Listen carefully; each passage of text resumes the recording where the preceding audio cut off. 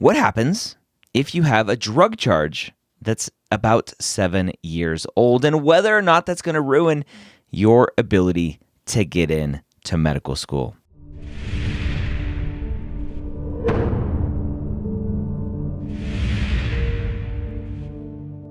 The Old Premeds Podcast, session number 298. And welcome to the Old Premeds Podcast, brought to you by Blueprint MCAT. If you haven't gone and signed up for a free Blueprint MCAT account yet over at blueprintmcat.com, you should do so today. You get some amazing free resources at blueprintmcat.com. We'll talk about those at the end.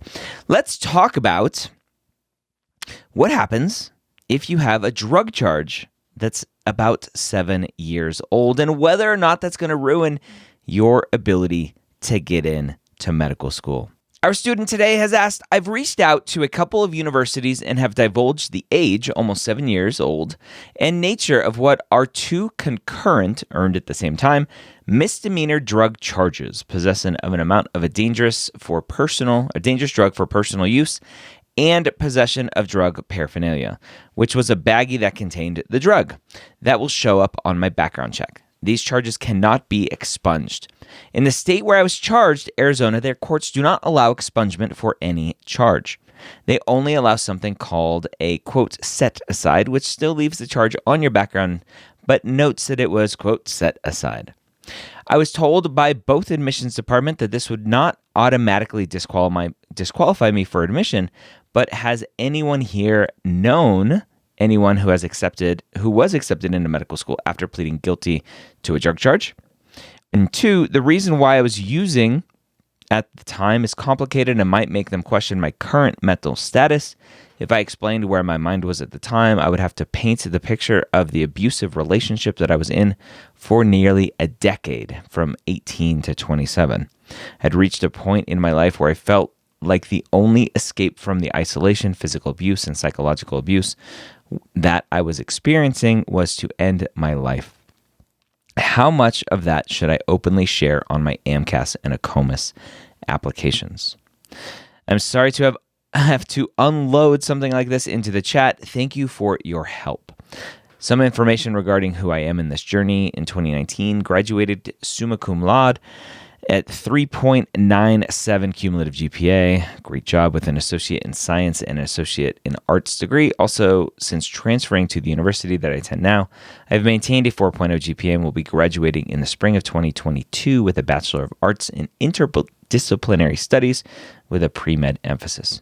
Current BCPM GPA 3.89. Got a B in Gen Chem, that darn B. But I will continue to take more biology and math related classes to raise this before I graduate. MCAT wise, I'm beginning to prepare now so I can take the MCAT by the middle of next year. I want to feel as confident as possible when I head into the test. Volunteer record, I've spent time with local food banks, my last school's food pantry, and in a no-kill animal shelter. Work experience to medicine, worked in an emergency room as a patient registration representative. Often I'm the first contact the patient had with the hospital staff, and if a patient was incapacitated, I was often the first to approach family members and gather information so wristband and stickers could be made that would make treating the patient easier. I dealt with people who were struggling with mental health issues and some who were experiencing immediate distress due to physical trauma and needed to be able to approach them in a way that would allow me to help them the best way that I could in my position. All right, so a couple things to say about this. I do know some people who are in medical school who have gotten in, have drug-related issues, and they've gotten in. Not an issue. You are accepted to medical school prior to any sort of background check. That happens before background checks. The background check happens after. Obviously, in your application, you are answering yes or no to, do you have a misdemeanor? Do you have a felony? And when you answer yes to those, you have a little bit of space to talk about those things. And so the best thing to do is just to be open and honest and talk about it. And talk about, I wouldn't go into super big details about potentially the trauma that you had, the abuse that you suffered, but kind of not superficially, talk about it in a way that people will know what you're talking about and will go, okay, I get it. there was some abuse there, and I understand, and drug use is a part of that escape. Understandable. Talk about being clean, talk about being sober, all of that stuff in as few characters as possible because they don't give you a lot of space. Getting into medical school with an old drug charge shouldn't be a problem. Where there may be issues down the line and where you may want to talk to a lawyer, and I've had a lawyer on the Premed Years podcast twice before. His name is Larry Cohen. You can go and find him. Just Google Larry Cohen, medicalschoolhq.net, and you can listen to those episodes. Where there may be issues is like getting a DEA license and medical licensing down the road. That's usually where medical schools are concerned, is not necessarily for acceptance to medical school, but will there be any issues in licensing down the road that may hinder your ability to practice medicine once you graduate medical school? So I would talk to a lawyer just from that aspect, not from getting into medical school aspect. I think you'll be okay there. Your grades are great. Hopefully your MCAT score is good. We'll talk about what you're doing now for a job in a second. But talk to a lawyer from the angle of, will this affect my ability to get a DEA? Potentially even go straight to the DEA and go, hey, like I'll be applying for a DEA in 5 years, in 4 years, whatever it is. And here's what I have. Are there any issues there? So that is where my concern is down the line. Getting into medical school, I think you'll be fine as long as you're open and honest with them on your application, what you went through, without going into too much depth.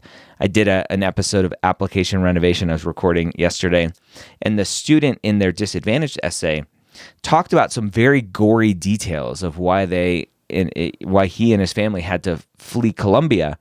And I was like, why did you write that? Like, that's super gory and kind of disturbing to read. He's like, yeah, I kind of got that feedback after I submitted.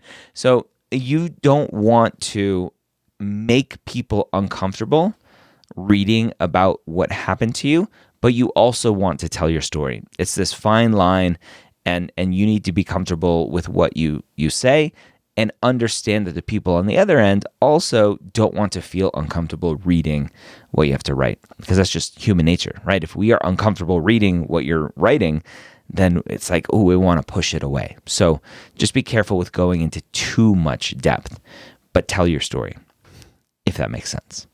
The one thing I do want to point out that really isn't part of the question, and it's this work experience related to medicine. Being the patient registration representative, I don't think is clinical experience. I think it's admin experience. And a lot of students do it thinking, oh, look, I'm interacting with the patient, I'm doing X, Y, and Z. I consider patient registration representative very similar to a front desk person at an outpatient clinic. You're kind of that first line, first contact with a patient coming in, taking their name, taking their insurance card, all of that stuff. I don't think that's clinical experience. And so if you can get some different experiences, some potentially better clinical experiences where you're interacting with patients outside of the admin side of it, then I would do that. So just a quick little side note there. But from the drug-related aspect, as long as you're clean and sober now, hopefully you are, hopefully you're better, hopefully you're in a better, safer place now. I hope so. That shouldn't be a problem getting into medical school. Just go and ask those questions. It shouldn't be a problem later on down the line. We are humans. We are not perfect. There are plenty of doctors, I guarantee you, that are out practicing who had issues in the past and are fine now. I wish you the best of luck.